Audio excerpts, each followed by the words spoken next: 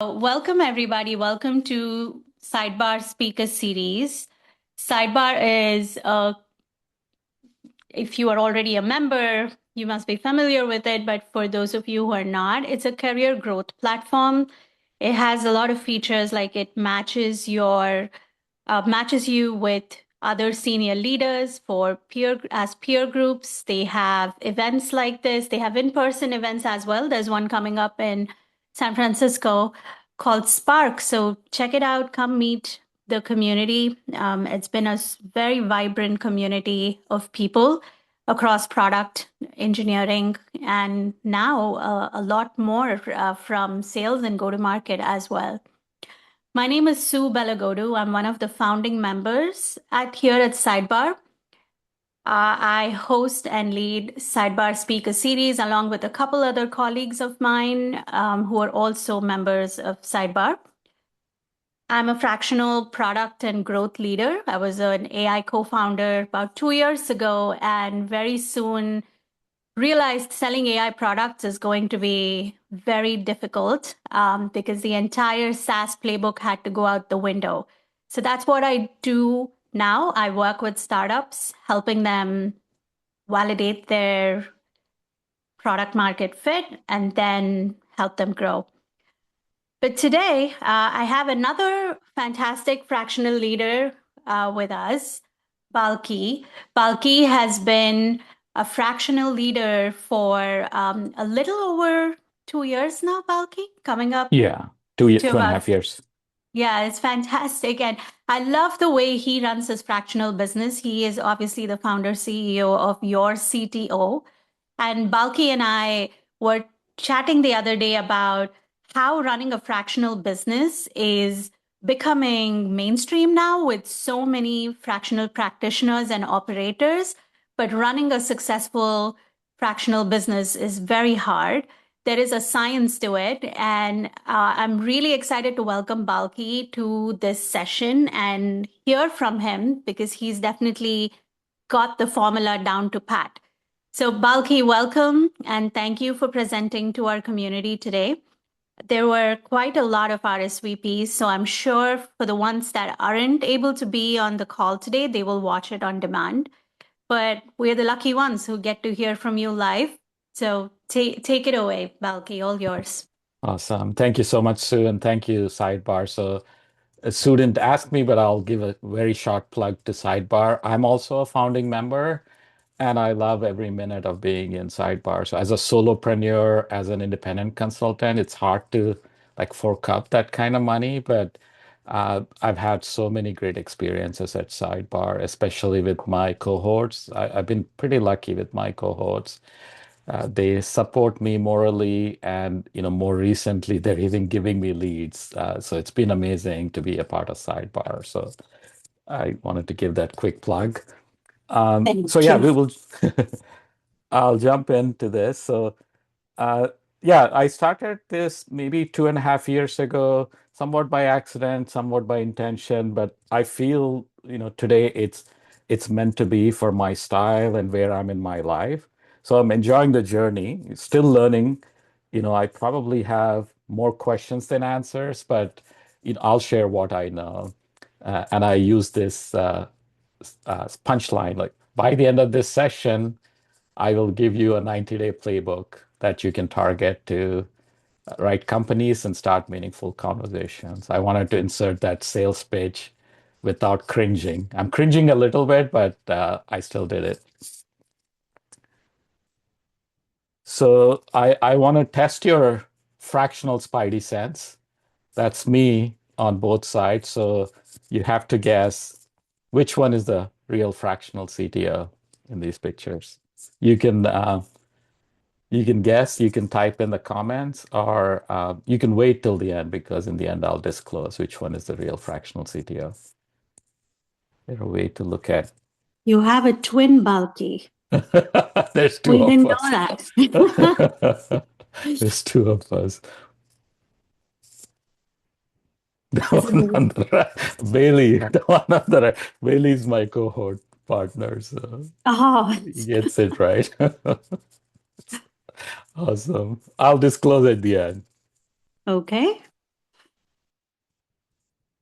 So in terms of expectations, um, you may or may not like it. It all starts with understanding who you are, right? So that's the start. Like all the experts told me, all my friends told me, like first discover who you are, and I just didn't listen to that. I'll share more about that, but it really starts there. Only once I did that exercise over a week, then things started to click for me. And then we'll talk about who you want to serve, really target the ICP and where you could start potentially, right? That's a bit more variable where you could start, but we'll look at a few options where you could start. And that I turned into a simple three-move framework. I know a lot of us engineer technical types like frameworks and patterns, so I'll share a lot of those. One of the pet peeves for me is when I meet somebody and I tell them I'm a fractional CTO, the first question they'll ask is, how can I get more leads, right? It's honestly a turnoff for me, but I've uh, come to live with it, right? So because it depends. It depends a lot on where you are in your life. How did you build your network over, decades or longer? So it's not the greatest question to ask somebody like where do you get your leads? But if you ask me, I'll be fine with it. I'll cringe a little, but I'll be fine with it. The other thing is because LinkedIn is so popular these days, that's the second question. I'm relatively active on LinkedIn, so it's like, oh yeah, so either people will make an assumption that all my leads come from LinkedIn, or what's the secret formula to get to go viral on LinkedIn, right? So I don't have a formula, but I'll share. Like I have a lot of opinions at this point about LinkedIn, what worked again, like what worked or not worked for me. So which is the third piece. Everything I'm sharing today is like close to 100% battle tested. That the 2.5 years, the first 1.5 years for sure was a struggle figuring out the business and how to serve the customers and while also building the business. So, all of this is based on my experiences over the last 2.5 years. And I think Sue, we'll try and do a sort of an extended Q&A Mm-hmm. at the end, right? So Yeah. my presentation, thank you, Sue. So my presentation is relatively short. I think I'm thinking between 30-35 minutes. So we'll have a Mhm. good 20 minutes in the end. All right, we'll keep moving. So let's see if this poll works. So just want to get a pulse on where everybody is today. So I created this Slido poll. I know sometimes it may not work. So whoever could do that. Otherwise, you can just type it in the comments. So Do you I'll want to open it. drop the link in the chat? Yeah, so it should be easy from what I can tell. They could just point the phone and do it, but let's see. Okay. So it's either you go to slido.com and enter that number, and I checked, and this code Mm-hmm. should work.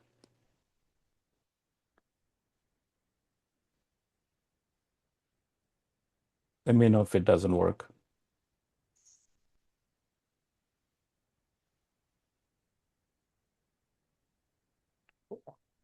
I thought we already saw a response. Oh, there, Yeah, awesome. they're coming through. So maybe I'll hide the results for like a few seconds.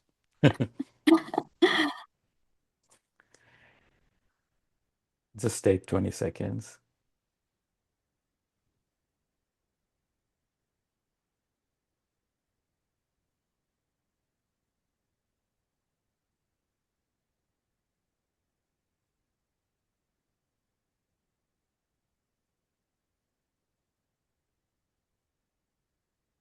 Okay. Yeah, almost equally distributed, right? So Mhm. between roles, burned out. I can tell you, like, I see this a lot more these days now, burned out, but still employed. Call it AI, call it like a crunch mode or whatnot. A lot of us are stressed out in jobs. Mhm. I like this employed but bored. I feel like this category of folks will do really well. It's a fractional CTO. I It was not my story, but I'll share my story shortly. So thank you everyone for sharing. So pretty common reasons. And briefly, my background, not even background, just the story of how the transition happened. So at my last full-time role, nearly 5 years ago, I I had one of the best roles in my whole career as a senior director at a AI/ML startup, and this was a true AI/ML startup. This was pre-ChatGPT era, and we were building our own models, and I was having a blast there. So it was the first time throughout my career, I've somehow loved networking and connecting with people. That was the first time, probably in like 10, 12 years, where I relaxed that because I was liking and loving what I was doing there. So I just was heads down learning and I was appreciated so much. I had a great team and partners and everything. Uh, but when the music stopped, I was out of touch with most of my outside network. It was a relatively small startup, which meant the only connections I had for 2.5 years were people within the company. Uh, I didn't spend a lot of time with my family. My mom was, my mom's health back in India was not great, so I could not even visit her. And then layoffs hit, and that was the time when, everything started going south, right? So, um, I felt I could like bounce back because this happened to me in the past, and I was quickly able to find a new role. But this time was hard. Like both the market was tough, and also I wasn't proactive enough. Um, Again, like I want to clarify that it didn't feel like burnout during that time, but the world it felt like was against me, right? So, and that led me to some reckoning and some level of deep thinking. In the meantime, my mom's health deteriorated. I luckily went and spent some time with her because I didn't have a job. That was the best month for me, spending time with her. A few months later, she passed away, and that put me in even more deeper reflection as to what I should do. By the way, that company also had unlimited PTO. Many companies before had unlimited PTO, never noticed, but at this role for 2.5 years, again, uh, I don't think I took a single day off. Uh, Again, nobody's fault. It was just that I was enjoying and I didn't do it. So, that was my transition story. So that's why I'll skip the details of how I came into fractional CTO because everybody's story is different. But really quickly, there was another fractional CTO doing like very few, like 10 hours a month, I think, for a startup. He had a full-time job, and it was overwhelming for him to do something on the side. So it's like, Balki, you're between jobs. You might need this little bit of money. You can have this because it's too much for me to do, right? So I'm like, oh, I'll take it for $2,000 a month. I'll do it. Um, so that's how I even knew about fractional CTO. Um, so yeah, but many of us, right? So if you're intentionally thinking about it, it might be hard rather than like life forcing you to do it. So there are many villains, in my opinion, like because I talk to so many folks that are burned out or are curious about being a fractional CTO. Many things pop up as villains in that pursuit. I'll share too, but throughout this session, you'll see a lot more of those villains. So the first one, the biggest one is ICP confusion, right? So many of us are both confident and humble at the same time. So they'll will say, I can help any startup, or I can help, even worse is I can help anyone. Engineers or people with engineering background tend to do that a lot more. And if you haven't heard it before, I'm telling you, like, that's not going to work for guaranteed. The second thing is, I joked in the beginning about selling. Uh, by hook or crook, it'll take time, but be comfortable with selling, right? So we'll talk more about how to address that fear. Um, but yeah, be comfortable. It takes time. You rephrase it. Uh, feel call it anything you want, so it doesn't feel like selling, but it has to become second nature. So without feeling like a salesperson, you need to be able to sell because you know, in my opinion, even if you're seeking full-time role, you're selling, right? So it's just that you're putting your heart and soul into one company and you want to get a job there. This is slightly different. You're diversifying. That means you also have to talk to a lot more people to keep the business live. We'll do this poll and then take a quick break for one or two questions. So let me do this poll. Which villain is loudest for you, especially if you're thinking about this somewhat semi-seriously?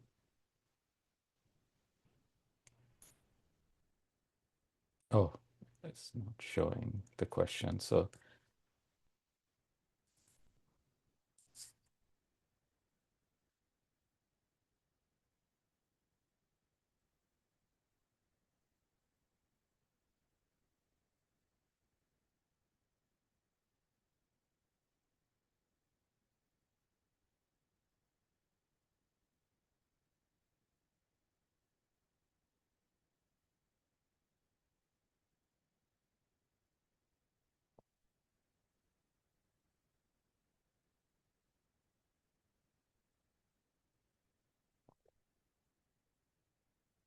we'll take another 20 seconds or so.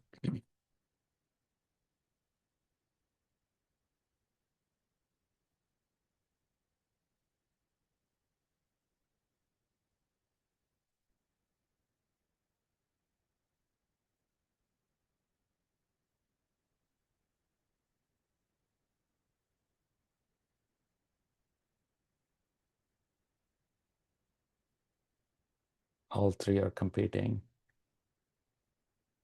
All right, we'll stop there. So yeah, they're all equally important, or they're being loudest for you. I don't know who to target.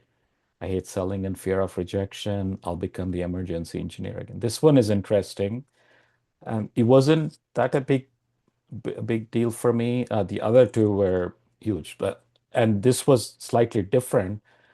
Like many of us, I felt like anybody could be my customer, right? At least in startups. So the saving grace for me was I used the word startups in my initial ICP, and obviously there's millions of startups, right? So that's too broad.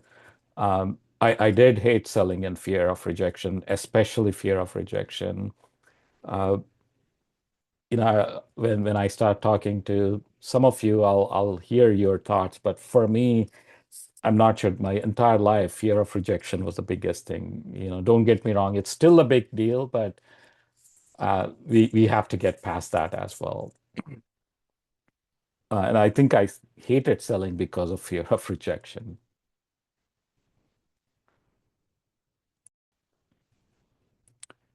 So in terms of finding your strategic edge, the way I wanted to do this is see if you're even like feeling ready and confident to take on this journey. So some of the questions, um, there's a lot of questions you should ask yourself, but some of these were pretty major for me. So again, this is hindsight 2020 as I worked through many clients and leads and conversations. So one of the big ones is, can you create clarity for your potential client within the first two, three conversations, right? To me, I'm realizing two is the sweet spot. One is like you won't get enough. Uh, three or more is too long, right? So you lose the interest and they may lose trust and confidence in you. But if you can like bond and get to the same frequency with your lead in two conversations, that's the sweet spot, right? So uh, contrast this with when we go into a job, right? For most of us, we was like, oh yeah, it'll take me 2 months or 3 months to to know everything. We don't have that kind of time in fractional roles, right? So um, at least in the roles I pursue, which are with startups, they don't have the patience, they don't have the time and money to pay you, for you to get comfortable for 2 months. So let me share my video. Uh, so you have to be super comfortable with getting to clarity for yourself and for your lead prospect. That's one. This is another super important thing. So, are you willing to be measured by outcomes, not effort, right? So, again, many of these you might be thinking, oh, yeah, these are so obvious. I do this in my full-time job too, but not really, right? So, you have a lot of buffer and protection and teams, etc. But in a fractional role, reflecting all my roles I took on,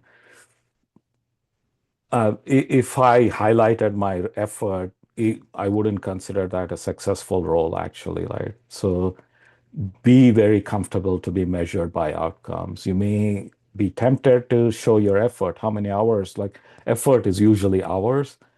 It'll feel good to show how many hours you work, but your client doesn't care, honestly. Like you can track your hours, but you have to be able to highlight the outcomes for them.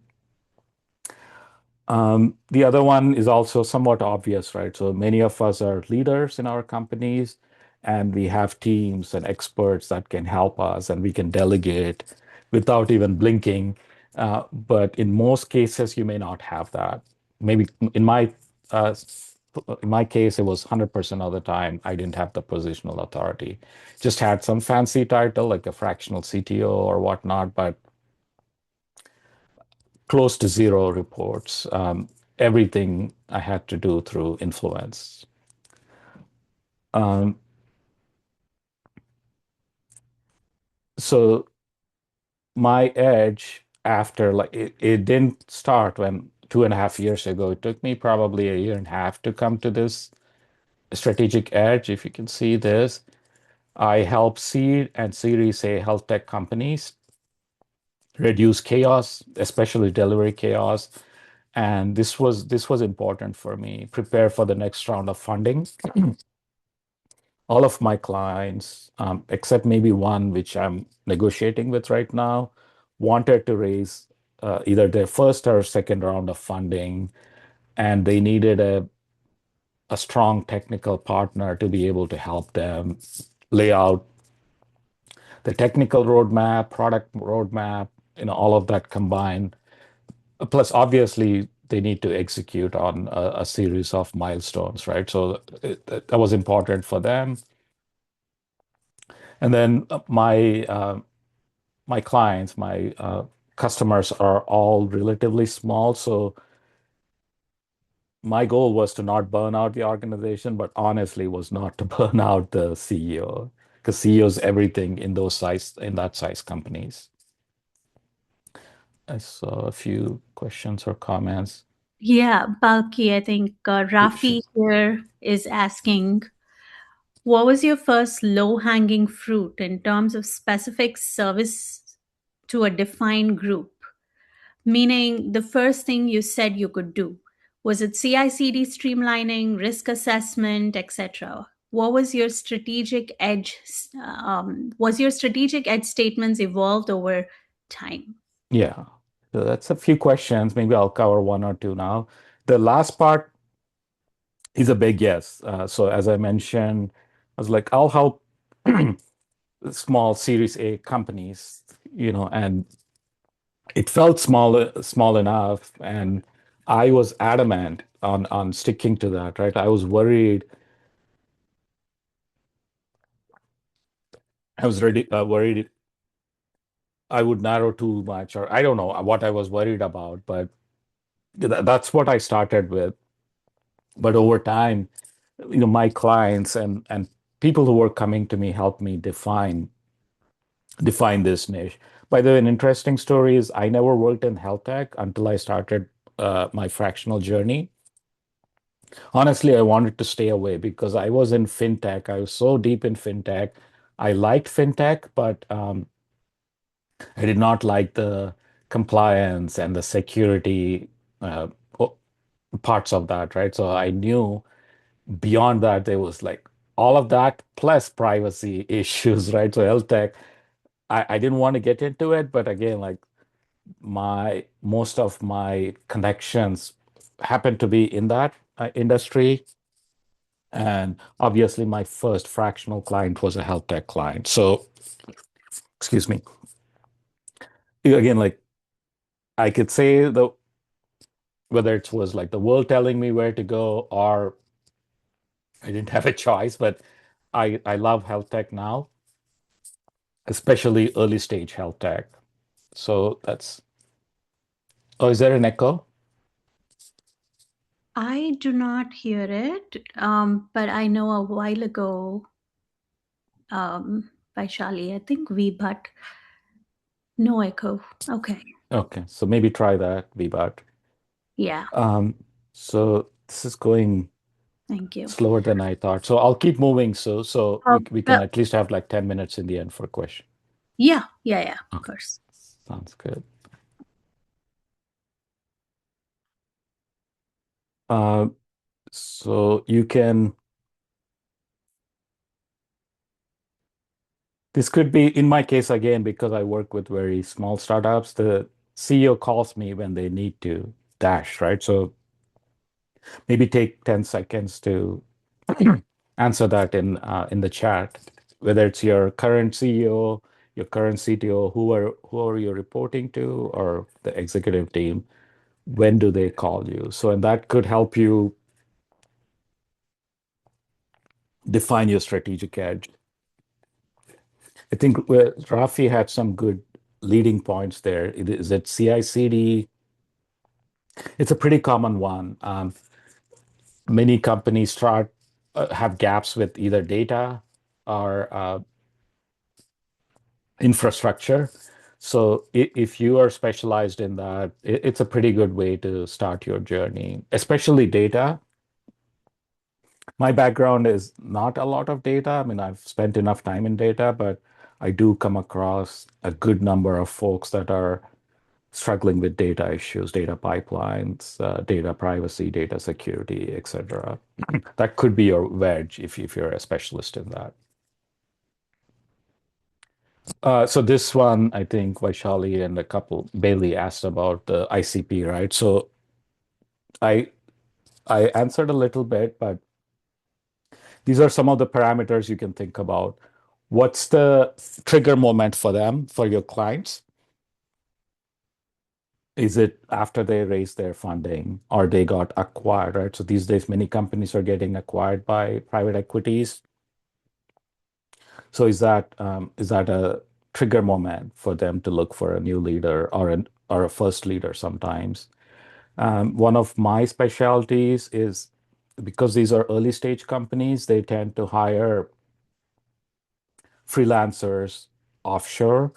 And at some point, it becomes unwieldy, right? So, especially like a number of teams have changed, they'll switch agencies or freelancers, etc. So, that's one of my specialties. Um, you also want to know if there's budget, right? So, Bailey will know. We talk about this in our cohort all the time. How to, they may have the trigger moment, but if they don't have the budget or if they're like don't want to spend money, then that's probably not your ICP. Let them self-select out of it. Give them a graceful way to say like no, or you say no to them. And then combine that with your unfair advantage. We talked about whether it's you're a data specialist, you're a security specialist, whatnot. So start with that, and then you can uh, expand your contract. Again, anti-ICP warning. We've talked throughout this session, but if your ICP has any smell of anyone or everyone, then that's not your ICP. We'll do a quick poll. So, how are we doing on time? I think I'm like 70% of the way. Yeah, no, I think, we're taking questions in between as well, and we're a smaller group, so I'm sure we'll have time for that. So no worries. But maybe take a Can people take about 10 seconds to respond to this? Oops.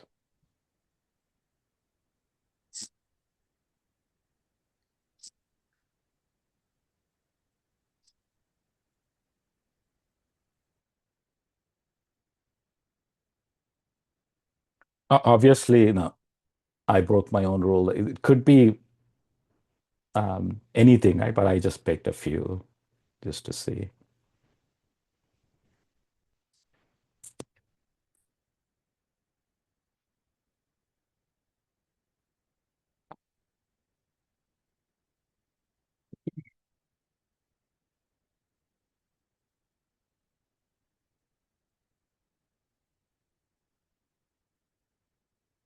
Wow.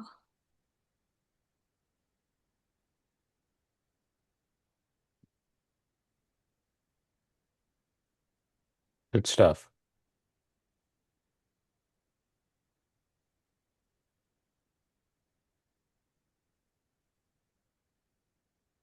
I'm curious when we're seeing those responses come in, Balki, what was your first ICP? I didn't know it, but it was definitely this founders without a technical co-founder, right? So in hindsight, again, it's obvious. And interestingly, again, everything is hindsight, but many founders in health tech they're passionate, they're subject matter experts, but they struggle to find a technical co-founder. So, but they're also like very scrappy, so they get started, and then after some time, it's hard to find a co-founder, right? So that's a good wedge for somebody like me to go in as a technical co-founder.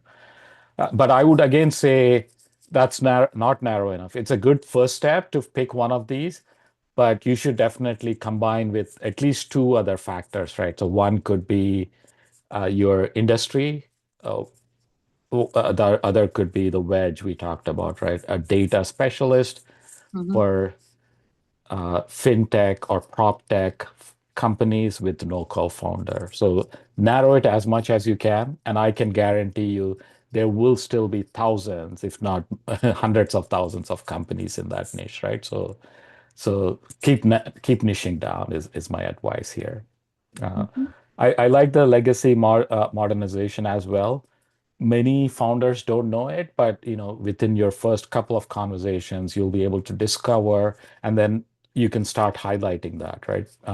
They may not know the like this beautiful terminology, what legacy modernization means, but they'll give you all sorts of hints that they have legacy tech debt. They'll use the word tech debt. All right, we'll keep moving. And then the third part, which was the hardest for me, and it's still hard. How not to like even today, I'm like when I go into a conversation, instead of thinking from a positive angle, I'm like, oh, I don't want to be the sales guy. I don't want to be the sales guy, right? So I need to grow out of it, but it's a journey for many of us engineers. So here are some reframes and tips. Instead of selling, feel like it's you're serving and giving clarity to your customer. Uh, don't try to convince them, at least the first couple of sessions. Mm, think of it as filtering for fit, right? So it takes a very open mind to like not think every lead is your customer, right? So once you take that off, this is just a lead, this is just a prospect, and let the conversations filter versus you trying to convince them. And honestly, that's worked well for me. You need to have an abundance mentality, right? When you're first starting, every lead feels like this is the last lead I'll get. And obviously, it won't be, especially if you've narrowed down your ICP, you'll get your leads guaranteed. So assume that the lead may not convert. In fact, force them to filter out, and it's going to work. The second one is authority comes from perspective. It kind of ties to the first one, right? So you're not applying for approval. And if you can go back and like replay some of the journeys you had in applying and going through a full-time interview, you want to get approval, right? So I work that way anyways, right? So I'm like, oh, I wish they like me. I wish they like me. I would say that doesn't work for it. It doesn't work for full-time roles, and it definitely does not work for fractional roles. Don't seek approval. You're offering a way of thinking, especially these busy CEOs. They don't respond to eagerness or desperation. They'll respond to clarity and confidence. And the biggest one for me was rejection. I took every rejection personally. I feel I've grown up in these 2.5 years because I've had enough rejections, and I'm okay. Like I want another rejection. And in fact, sometimes when I sense that this may not be a fit in the beginning, in my first conversation, I force them to reject me, and it's very fulfilling when you do that, right? So because without fail, when I force and get into a deal, it's very awkward and it doesn't work out, and I have many sleepless nights. So it's better to cut the ties in the beginning and learn from that experience and add that filter criteria into your whatever your second brain in chat GPT, so you don't go after that kind of client again. Uh, One quick tip, you can open your conversations like a peer. Again, this applies to when you're doing your job interviews as well. But again, if you can see from your um, prospect's perspective, they don't want another employee, right? Without fail, every one of my CEO partners is like, tell me once a week, I'm not looking for another employee. I need a partner, a peer, even sometimes a mentor. I'm at the stage in my career, like many of the CEOs and founders are younger than me, or at least they have less experience than me. Uh, I don't call myself a mentor, but the relationship is that way, right? At least a peer. In many cases, it's a mentor. So don't seek approval. Treat them as peers and mentors. And you can start that from day one, even during the prospecting stage. I think that's it. So to recap the three things, clarify your edge, discover yourself first. What are your strengths? What do you not want to do? One of the things we didn't talk is why do you even want to do it, right? We didn't go too much. Uh, it's good, but it's not for everybody. There's some level of glamour when you call yourself a fractional CTO. What I can tell you behind scenes uh, is it's not glamorous. If you need certainty, like if you have a family to support and if you're the breadwinner, this takes time. Some people I know have built up their practice quickly, but many of us, it takes a while to build a practice, right? So to replace your good full-time income, it may take a while. And honestly, it may never come. After a year and a half, I mentally prepared myself. I'll probably never make the very good income I got as a startup executive.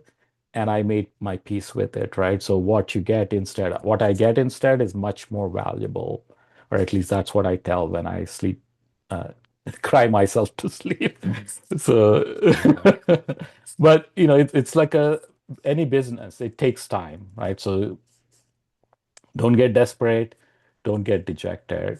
Um, Back to like strategic edge, choose your ICP. Over there, I would recommend narrow, even until you get very uncomfortable, keep narrowing down and it's going to work. And have a simple offer that you can start with. I think Rafi was asking about this, right? So uh, I don't have a specific offer, but once you have like the first conversation, you should be able to come up with an offer, right? So,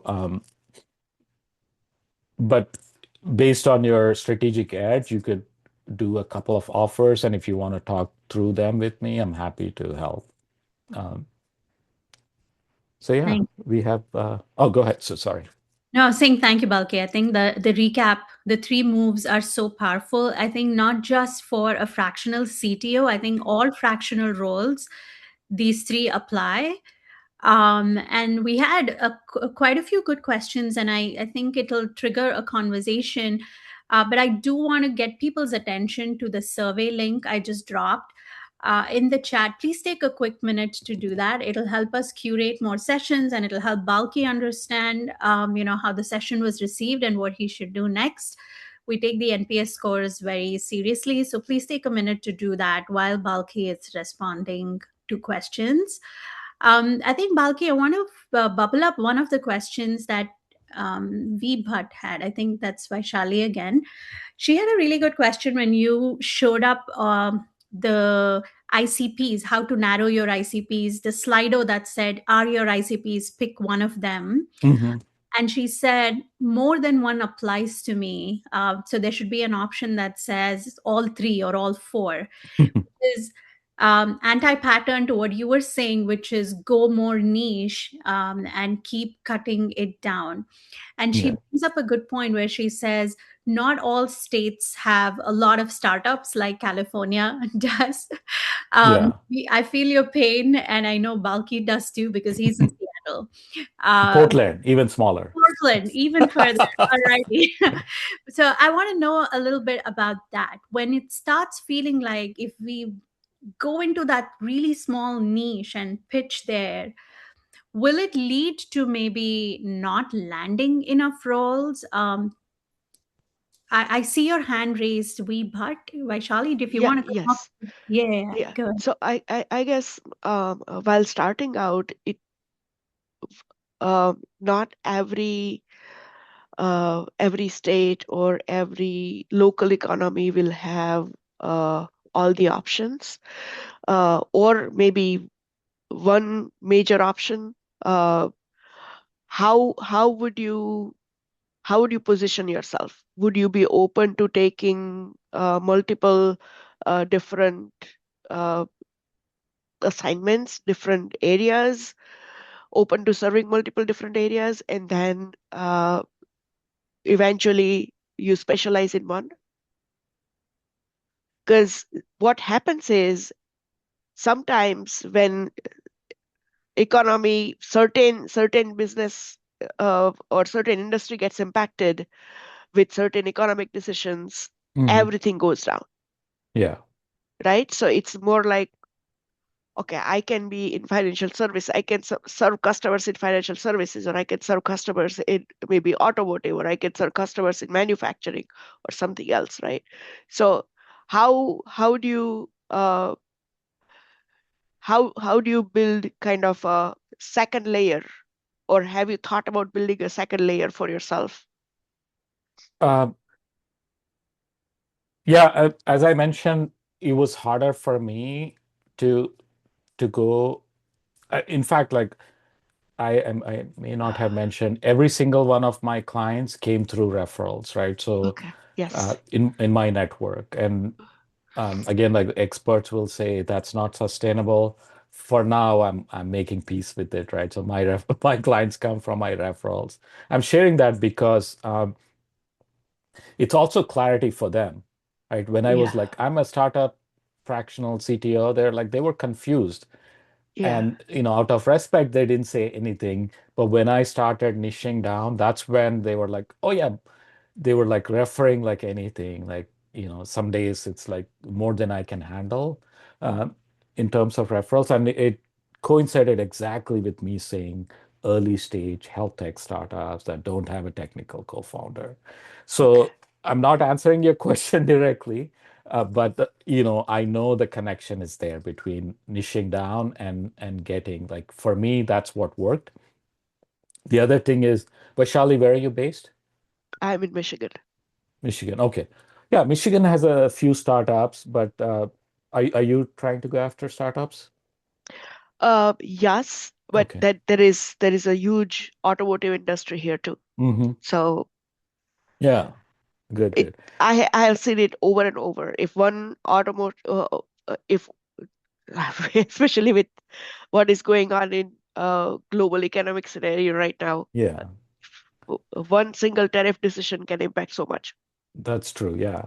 Again, like I'll share my own experience. I'm in Portland, Oregon. It's not a bad place, but over time it has gotten pretty worse. And then combined with the hybrid or back to office kind of settings, it was pretty difficult. So again, Yeah. like not one of in my entire career, or at least startup career, 12 years in startups, I've never had a customer or even employer in Portland, right? So when the market was good, I was working for either Bay Area or Seattle companies. And when the market sort of tanked, I still couldn't find anything in Portland. So half of my clients are in Bay Area, the other half are spread all over the US. So Mhm. um, for the right specialist and with the right connections, I think you can find remote roles still, right? So Okay. um, yeah, it Okay. will give an advantage. One thing I haven't tried, but I know being out there helps. So, for example, if there's a conference in Bay Area, I would suggest, it's expensive, but if it's in the niche you're in, Bay Area, Las Vegas, wherever, go spend time there and make connections. And those in-person connections would be super helpful to turn into clients or leads. So for me, I do a lot of my networking online, and so far it's been helpful. But my next uh, strategy to scale my practice is to go to some in-person events. So maybe like one a quarter or something like that. I believe it's worth the investment. If you talk to me in 6 months, I'll tell you. Thank you. You're Thank welcome. you. This is helpful. And you did answer my question. Thank you so much for that. I think we have time for one other question. Rafi, I'm assuming you can come off mute, so I'll read your question out. This is, I believe, more about how do you manage an existing engagement, Balki, which is how do you prevent scope creep, where you slowly become like the main IT go to person and spend more time than expected. Yeah. How do you set boundaries? I think that's such a relevant question. Very, very relevant, right? So I didn't know what was the profile of folks if they were early or in the weeds or whatnot. But Yeah. first things first, I'll say I still consider that a good problem to have, right? Because that means, they're paying you. But if you have too many of those, then you could lose sleep. Again, Bailey is my partner and he'll keep me honest. I bring up those problems now that my practice is like growing. Those Yeah. problems are real and will happen. Absolutely will happen. Uh, Yeah. I'll also answer that somewhat indirectly. Um, when it's time, either from your side or from the other side, make sure it's a graceful exit, right? So again, like uh,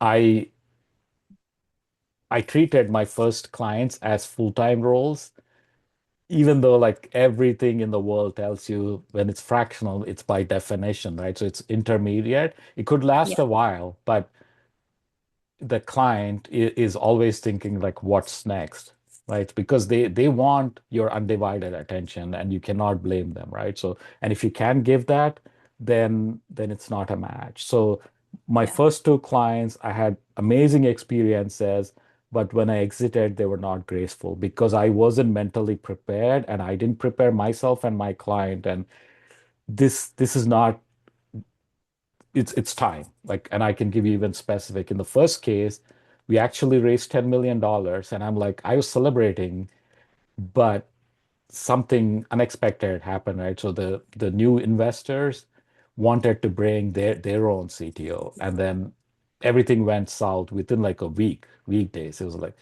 opening champagne bottle one day, and then by the weekend, it was like everything Yeah. was awkward. So mentally prepare. You may not anticipate everything going that way, but assume that something will change and you won't be the right person there.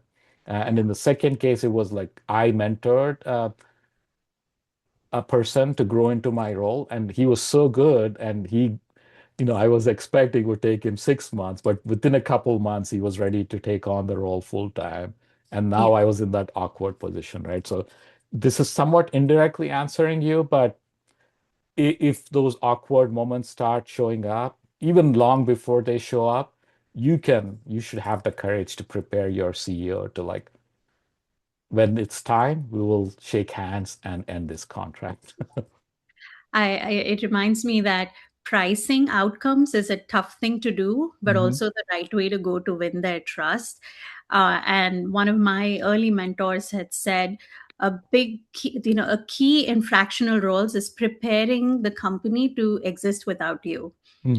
That's when you've successfully exited. I think your examples both pointed to how, it's a lived experience. It feels like, what? I was part of creating this and now I'm not. And being Yeah. okay with that is challenging. Thank you. Thank you so much for your time. It was a fantastic session. I think your stories and your framework, very practical. Absolutely enjoyed it. And thank you, everybody, for spending time with us this afternoon. And as Balki said, he's dropped his LinkedIn. So feel free to connect with him. We'll also share the recording and the slides in a wrap up email to everybody that RSVP'd.